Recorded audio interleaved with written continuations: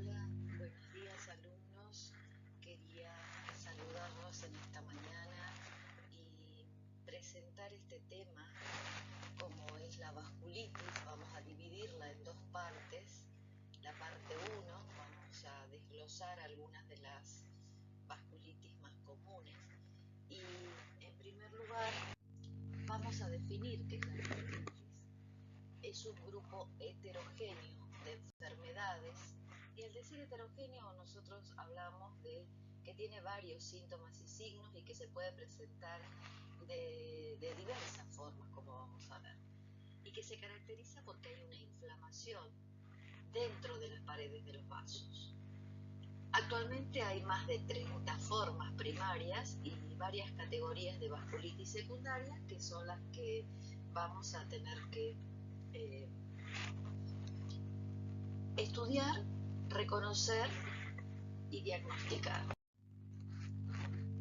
Al decir que son un grupo heterogéneo y poder clasificarlas, tenemos distintos tipos de clasificaciones y ahí es donde por ahí uno le cuesta abordar este tema porque hay muchas maneras de clasificarlas, pero lo importante es ir entendiendo tal vez la fisiopatogenia, la histología, cómo se presentan, ya que la clasificación puede basarse en mecanismos patogénicos, en mecanismos inmunes, de acuerdo a si tiene ANCA positivo o no, o bien si es primaria o secundaria. Lo importante es que nosotros tengamos presente que si hay una inflamación de la pared de los vasos, esta inflamación puede presentarse como isquemia, puede haber necrosis o aneurismas. Si la queremos clasificar de acuerdo al tamaño de los vasos, vamos a evaluar si los vasos comprometidos son grandes, medianos o pequeños, arterias o venas. Y con respecto a la histopatología, cuando mandamos la muestra al anatomopatólogo, si nos informa si estas muestras son necrosantes, si son granulomatosas o obliterantes. Todo eso nos va a dar una idea sobre qué tipo de vasculitis estamos, frente a qué tipo de vasculitis estamos, y abordar también sobre si son primarias o secundarias. Las vasculitis secundarias son aquellas que están inducidas por drogas, enfermedad del suero. Las vasculitis asociadas con otras enfermedades primarias, que ya vamos a ver. Siempre que estamos frente a lesiones, sobre todo de piel, de principio tenemos que evaluar si hay infecciones, indagar si hay neoplasias y si tiene una comorbilidad como son las enfermedades reumáticas.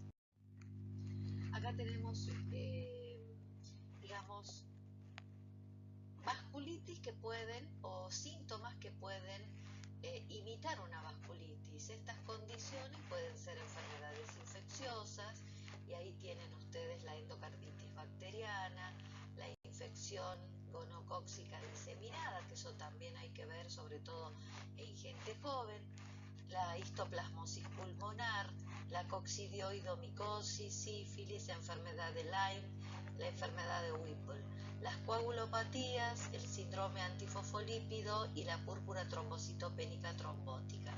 Dentro de las enfermedades infecciosas tenemos que evaluar este listado, ¿sí? Tenemos que ver si hay neoplasia, si hay linfomas, carcinomatosis, y si estos pacientes han estado tomando drogas, si además presenta sarcoidosis, enfermedades ateroembólicas, etc. Como ustedes ven, la vasculitis es un tema muy amplio. La lectura a veces se hace complicada, pero nos vamos a ir organizando de esta manera. Cuando sospechamos vasculitis, nosotros sabemos que estamos frente a una enfermedad multisistémica y que nos va a dar síntomas y signos constitucionales inexplicables. ¿Por qué? Porque a veces el paciente se presenta con fiebre, con astenia, puede afectar el estado general y es como si fuese tal vez una gripe. pero siempre va a estar el detalle ese que siempre les hablé con respecto a las enfermedades reumáticas, y que son las afectaciones que vamos a ver a nivel de los diversos órganos y sistemas. Si nosotros tenemos lesiones en piel, que las hay de todas las variedades y de todas las formas que ustedes imaginen, tenemos que pensar en vasculitis, sobre todo si hay una púrpura palpable o si hay úlceras. Si los cambios que va a provocar el mecanismo fisiopatogénico da isquémicos, si da gangrena, claudicación o livedo reticularis, nos va a dar distintos signos que va a presentar el paciente. Vamos a tener compromiso renal, vamos a tener compromiso del sistema nervioso, como una mononeuritis múltiple. Frente a una mononeuritis múltiple tenemos que pensar que podemos estar frente a una vasculitis y no exclusivamente a una enfermedad reumática o a una patología típica del sistema nervioso central. También puede cursar con síntomas como dolores articulares y también con inflamación.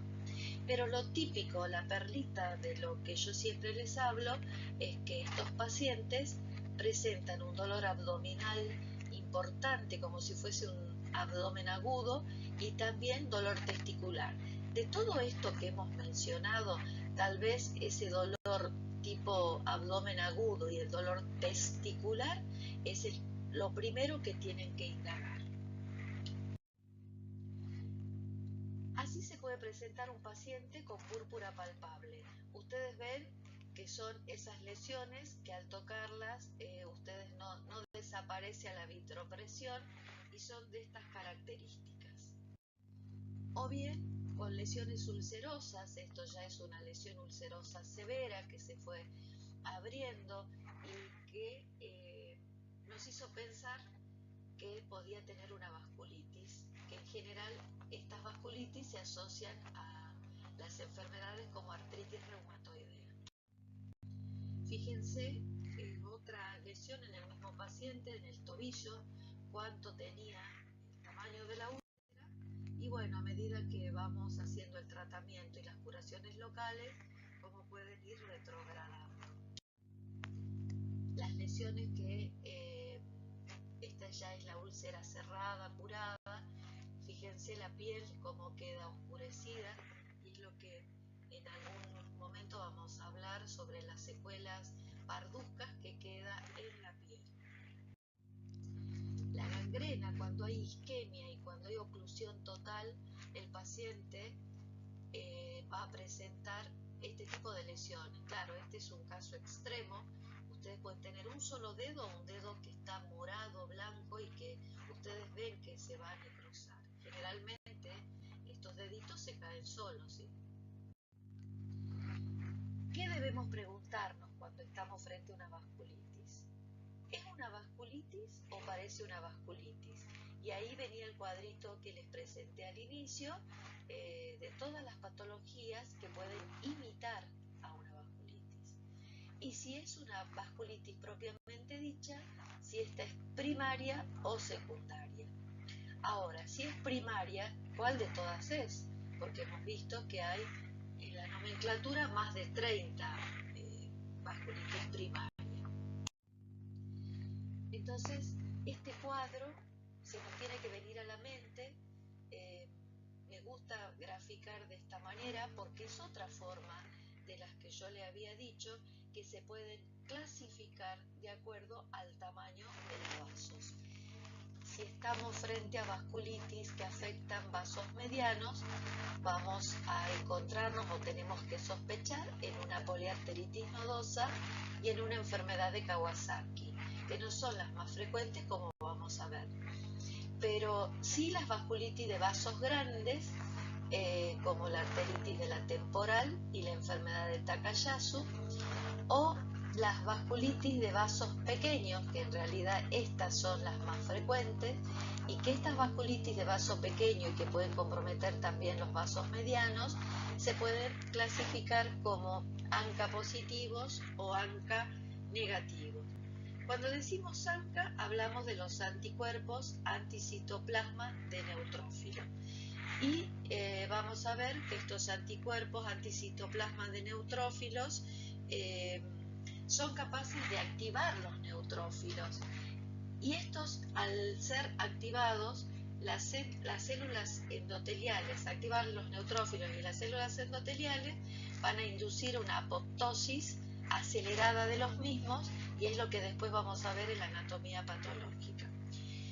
Hay dos tipos o dos patrones de ANCA, que son el C y el P. El C son anticuerpos citoplasmáticos que van dirigidos contra la proteína 3, como vamos a ver, y el P son los anticuerpos que están dirigidos contra la mieloperoxidasa, y eso tiene mucho que ver con el diagnóstico y también con el tratamiento. Bueno, acá ustedes están viendo los ANCA negativos, como las vasculitis leucocitoclástica, la púrpura de Scholl-Henoch y las vasculitis por crioglobulinas. Y los ANCA positivos, la PAM, la poliangeitis microscópica, la granulomatosis de Wegener, que hoy se llama granulomatosis con poliangeitis, y el Schur-Strauss, que es la granulomatosis con poliangeitis y eosinofilia. Pero la mejor clasificación, tal vez porque se adapta y engloba a todo lo que nosotros queremos saber, es la de Chapel-Hill, que va a integrar todos los datos sobre la histología, sobre la patogénesis, sobre las manifestaciones clínicas que fueron revisadas en el 2012. De manera que cuando estamos frente a un compromiso de vasos pequeños, las vasculitis por hipersensibilidad van a ser las más frecuentes, y dentro de estas tenemos la púrpura de Scholl-Henoch, la crioglobulinemia mixta esencial, las vasculitis urticariforme y las angeitis cutáneas aisladas. Las vasculitis de pequeño y mediano vaso, la PAM, la granulomatosis con poliangeitis y la granulomatosis con poliangeitis y eosinofilia. Y las vasculitis de mediano vaso, la panarteritis nodosa con N, Kawasaki, y las vasculitis de grandes vasos como la arteritis de la temporal y de Takayasu. O sea que ustedes ven acá compactadas las vasculitis primarias de acuerdo a la clasificación de Chapel-Hill. Este cuadrito nos va a acompañar a través de la exposición y sobre todo para ir acomodando nuestras neuronas con respecto a las enfermedades. Fíjense que las vasculitis que comprometen vasos pequeños abajo a la derecha son las ANCA, y estas ANCA positivos van a estar referidos a la granulomatosis con poliangeitis, a la granulomatosis con poliangeitis eosinofílica y a la poliangeitis microscópica. Las vasculitis primarias asociadas a ANCA, o sea, anticuerpos contra las mieloperoxidasa y los anticuerpos contra el PR3. Y entre ellas tenemos la granulomatosis con poliangeitis, la poliangeitis granulomatosa con eosinofilia y la poliangeitis microscópica. Estas tres son las que tenemos que grabar como importantes dentro de este grupo clasificatorio. Las vasculitis, entonces, como para que afirmemos este punto, las de granulomatosis con poliangeitis o Wegener van a provocar una inflamación granulomatosa en el tracto respiratorio superior y van a dar una vasculitis necrotizante de los vasos de pequeño y mediano calibre con glomerulonefritis. Estas son vasculitis sistémicas muy frecuentes en los adultos y graves, por lo cual el tratamiento tiene que ser también digamos, compulsos de corticoides e inmunosupresores para frenar la actividad, que si no se hace nada queda librada la evolución natural y por supuesto la muerte. La panarteritis microscópica o PAM es una vasculitis necrotizante de vasos de pequeño y mediano calibre que va a comprometer el riñón, provocando una glomerulonefritis necrotizante y a veces una capilaritis pulmonar. Bueno, las vasculitis asociadas al ANCA, la granulomatosis con poliangeitis, ¿cómo se presentan? Acá vamos a repetir varias veces para que a ustedes les quede grabado que este ex-Wegener, el paciente viene con compromisos a nivel de tracto respiratorio superior, como ustedes ven ahí, oídos, nariz y garganta. ¿Y cómo se presentan? Con sangrado, con rinorrea mucopurulenta, con hipoacusia dentro de los más comunes y también con un estridor laringio provocando una inflamación subglótica. El paciente, de lo bien que estaba con la voz, de pronto nota que hay un cambio en la emisión de la voz. También puede haber un compromiso en los ojos, en un 30 o un 60%, y lo característico, como ya vamos a ver en algunas fotos, la conjuntivitis. Ustedes no se olviden que el ojo es otro de los órganos comprometidos y pueden presentar epiescleritis, escleritis y vasculitis retiniana, que son graves y a veces pueden dar uveitis y parálisis oculomotora. O sea que el ojo nos da muchas alertas y tenemos que estar, cuando hay una afectación severa, no siempre pensar que puede ser una alergia o una reacción por la pantalla, sino también cuando son epiescleritis o escleritis o una uveitis, pensar en una vasculitis. El pulmón también puede estar comprometido y en general el paciente se va a presentar con tos, disnea y a veces no. A veces la placa es la que nos da el diagnóstico presentándonos nódulos o bien el paciente a través de los síntomas cursar con una hemorragia alveolar o las lesiones endobronquiales. A nivel del aparato musculoesquelético, con dolores articulares, con artritis migratorias de grandes articulaciones que pueden hacer confundir con otras patologías reumáticas. Pero las lesiones de piel son las que se llevan la bandera. Y digo esto porque son las más frecuentes. Ustedes van a ver en el consultorio que los pacientes vienen con lesiones en la piel de diversas tipologías, como púrpuras, pápulas, vesículas, úlceras, etc. Otro de las claves o de los, digamos, de esas perlas que yo siempre hablo es a nivel del sistema nervioso central. Cuando el paciente viene con algún trastorno del sistema nervioso central, como una mononeuritis múltiple o una neuropatía periférica sensorial o motora, tenemos que pensar en una vasculitis hasta que se demuestre lo contrario.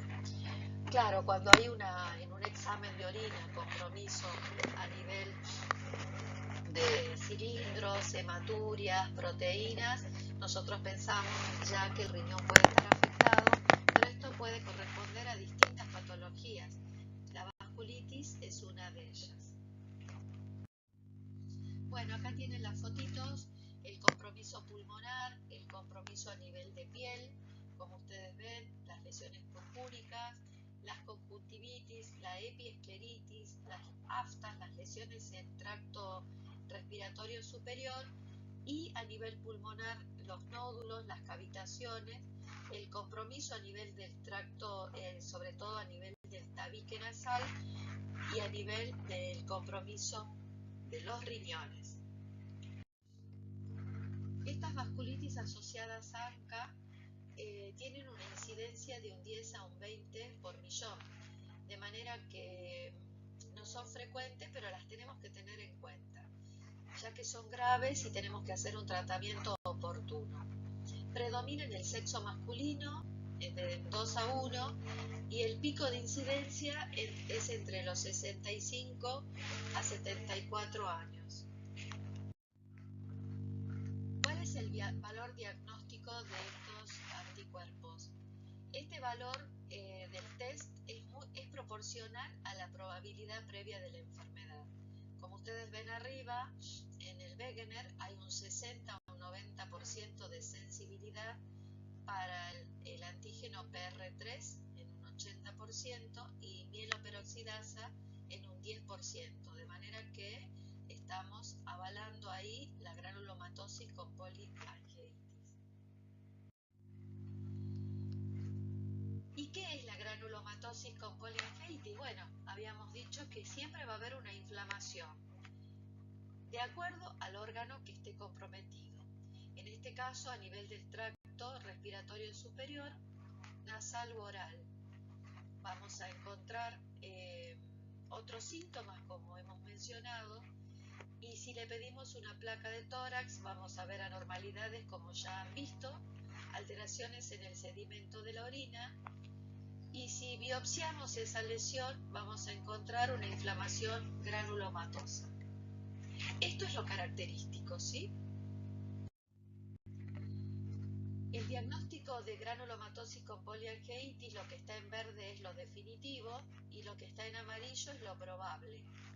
Ustedes ven acá que el 1, el compromiso de los síntomas a nivel de nariz, de ojos, orejas y garganta, está presente en un gran porcentaje, y cuando hacemos la histología de estas lesiones que pueden presentarse, en general el informe es una vasculitis necrotizante granulomatosa, y si pedimos el laboratorio vamos a tener un ANCA contra el PR3, de manera que acá estamos confirmando el diagnóstico de granulomatosis con poliangiitis.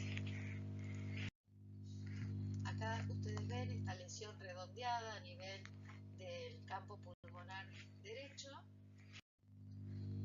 y en la de perfil lo vemos ya como una cavitación, y lo mismo podemos ya certificar a nivel de la TAC de alta resolución. Vamos a ver un caso clínico. ¿Cómo se presenta en la vida real un paciente que puede tener una vasculitis? En este caso, bueno, ya venía con muchos antecedentes. Es una mujer de 60 años con antecedente de tabaquismo que después suspendió. Se realizó diagnóstico de vasculitis asociada a ANCA en contexto de compromiso de vías aéreas superiores, o sea que venía con síntomas de vías aéreas superiores y de pulmón. Se le pidió análisis y tenía un eritro mayor de 120, o sea que la eritro de 3 cifras no tienes que hacer pensar en una vasculitis, en un cáncer y en un lupus, en una colágenopatía. Pero esta paciente ya venía con un ANCA-C. El ANCA-C habíamos dicho que eran anticuerpos contra los citoplasma, contra las proteínas PR3. Esta ANCA-C eran positivos. El inmunoensayo ELISA reveló especificidad para el antígeno proteínasa 3 sin microhematuria o insuficiencia renal, o sea que no había ningún compromiso a nivel de riñones. Presentó una masa pulmonar apical izquierda con necrosis central sin cavitación. Se tomó biopsia y la anatomía patológica evidenció una inflamación granulomatosa necrotizante. En base a lo expuesto, se realizó el diagnóstico de granulomatosis con poliangiitis temprana, sistémica, con respecto al EUVAS, el Registro Europeo de Vasculitis, y localizada, dado la ausencia de compromiso renal. Entonces estamos frente a una vasculitis que no tiene compromiso pulmonar y renal, tiene compromiso pulmonar, o sea, localizado a nivel de pulmón, sin compromiso renal, que recibió tratamiento con ciclofosfamida y pulsos de corticoides con mejoría clínica.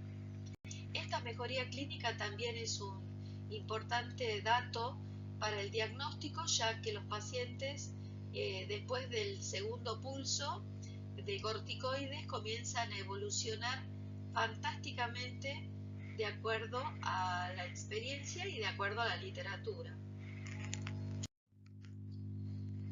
A inicios de mayo del 2019, esta paciente comienza con disnea de esfuerzo, estridor inspiratorio, sibilancias y expectoración hemoptoica.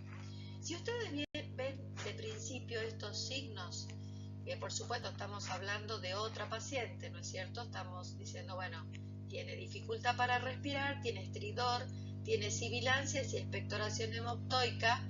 En nuestro medio tenemos que pensar en TBC hasta que se demuestre lo contrario. Ustedes fíjense que ya el cerebro va haciendo las distintas calificaciones como para hacer los diagnósticos diferenciales. Presentó laboratorio normal que incluyó el eritro y el ANCA. La tomografía de laringe, que hay que hacer en estos casos, y de tráquea, mostró una estenosis subglótica con indemnidad de los anillos traqueales.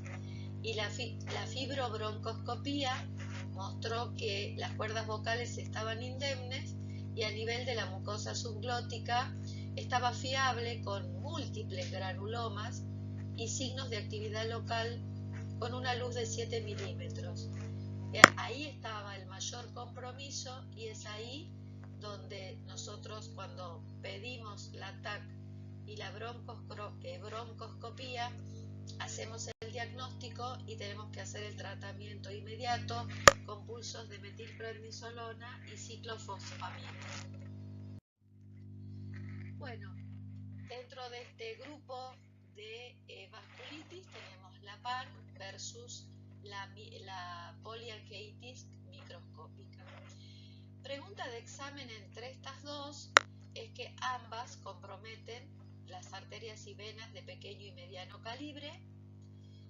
Ambas provocan una alteración a nivel de riñón con una nefropatía a favor de la PAN, nefropatía vascular renal, y una glomerulonefritis en la PAM. Pero en la PAM no hay compromiso pulmonar. En cambio, en la poliangiitis microscópica tenemos un compromiso pulmonar manifiesto, o sea que en una no hay compromiso pulmonar y en la PAM tenemos compromiso pulmonar.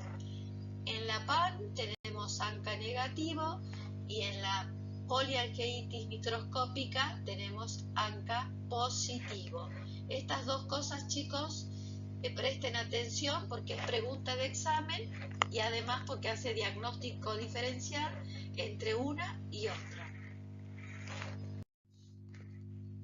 ¿Cuál es el diagnóstico de PAN? Si ustedes ven acá, lo verde habíamos dicho que era el diagnóstico definitivo y lo amarillo el diagnóstico probable.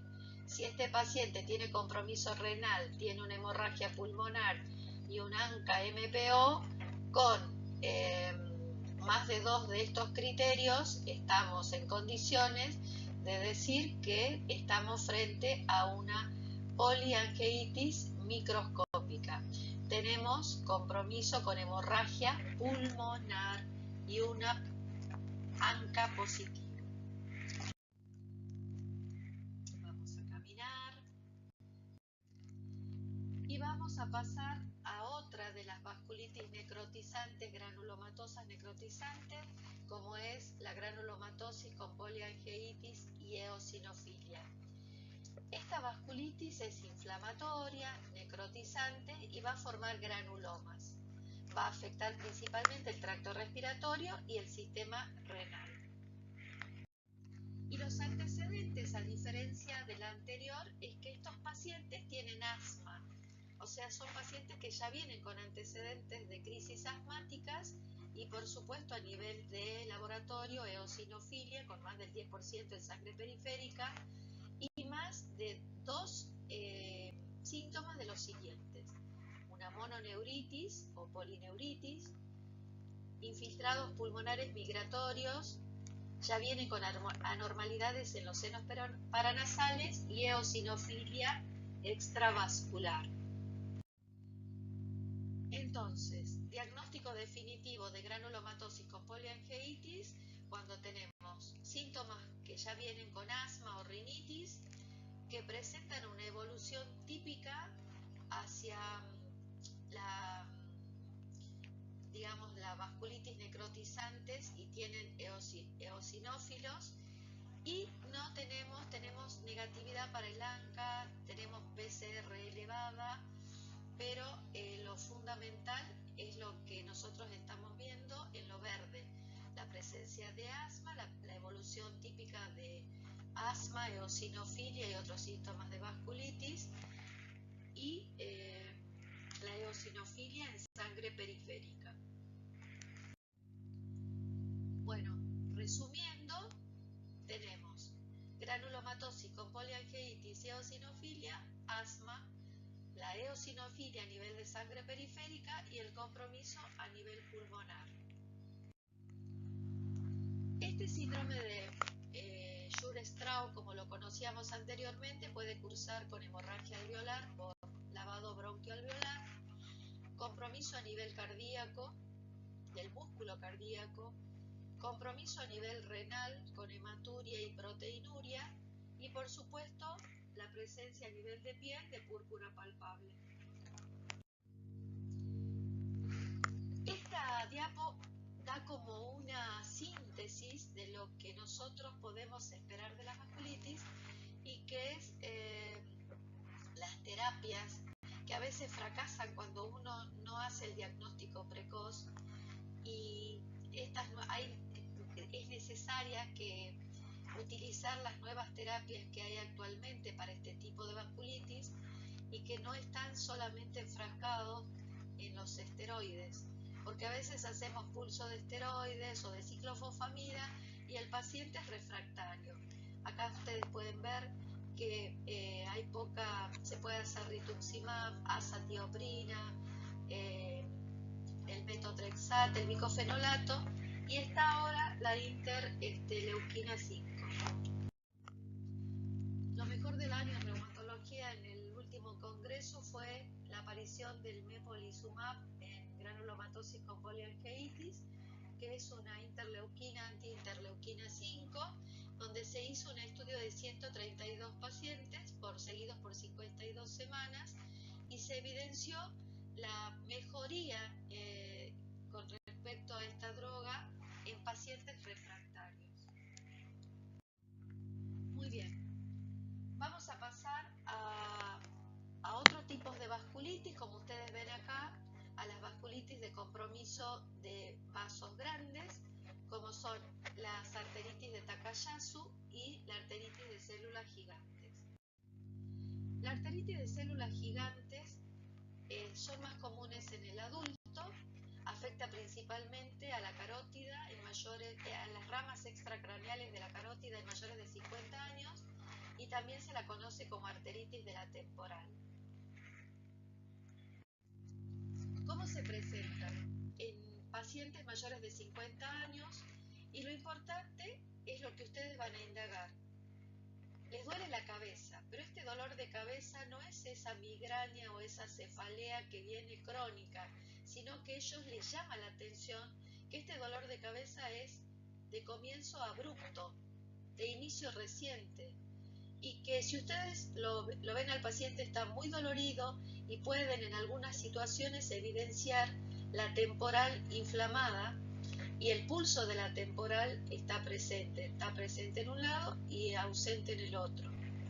Si nosotros sospechamos que estamos frente a una arteritis de células gigantes, que puede estar acompañando a un paciente que tiene una polimialgia reumática que es benigna, pero cuando esta polimialgia reumática se asocia a arteritis de células gigantes, el diagnóstico es grave, y es una de las urgencias que nosotros tenemos en reumatología, ya que el paciente puede tener compromiso a nivel visual, incluso perder la vista, sobre todo si va acompañada con una eritrosedimentación alta y anormalidades en la biopsia que no son necesarias.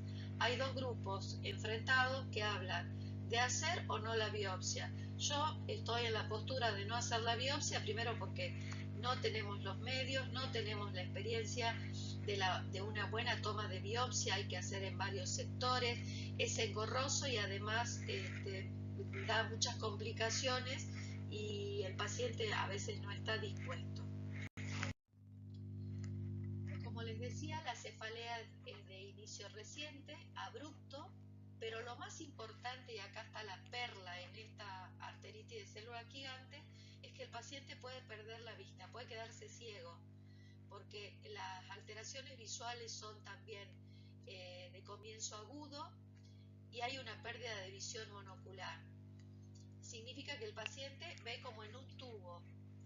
Hay una claudicación mandibular, que es otra perlita de esta patología, y se acompaña de síntomas generales como la fiebre, anemia, decaimiento general, eritroalta y aumento de la PCR. Acá ustedes ven este paciente con la arteritis de la temporal marcada, que evidentemente la ven y la pueden palpar. Vamos a distraernos un poquito con estos caballeros sentados acá en la Universidad de Harvard.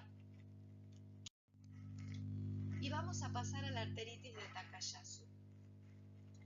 Esta es otra afección de las grandes arterias, como es la aorta y sus ramas principales. Está descrita en 1908 por Takayasu, por anastomosis arteriovenosa de las renales, y conocida como la enfermedad del pulso o las tromboartropatías oclusivas.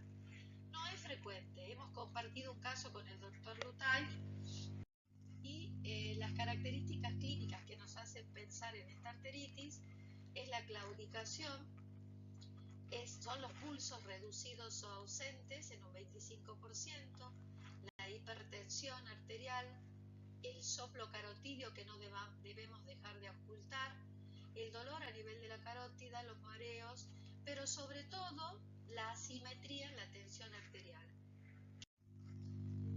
Repetimos, los criterios de clasificación para hacer el diagnóstico de arteritis de Takayasu: claudicación de extremidades, disminución del pulso de la arteria braquial y de la pulsación de una o ambas arterias braquiales, y la diferencia en la presión de más de 10 milímetros de mercurio en la sistólica entre ambos brazos.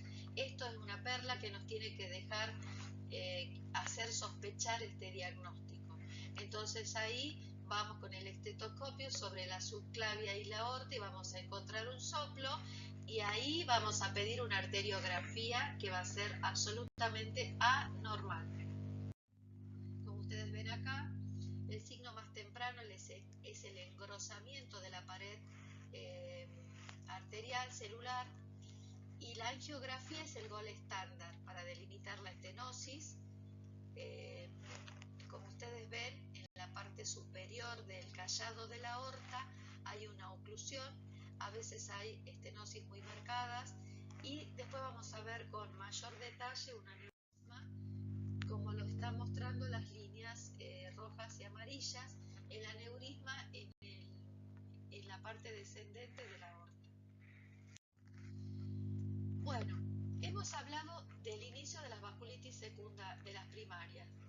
Cuando pensamos si es primaria o secundaria, tenemos que pensar en estas secundarias como vasculitis inducidas por drogas, tenemos que hacerle un sinfín de preguntas, vasculitis asociadas con otras enfermedades primarias, si ha tenido infecciones, si tiene neoplasias presentes o pasadas, y si tiene actualmente comorbilidades como enfermedades reumáticas, lupus, artritis, otras enfermedades del colon.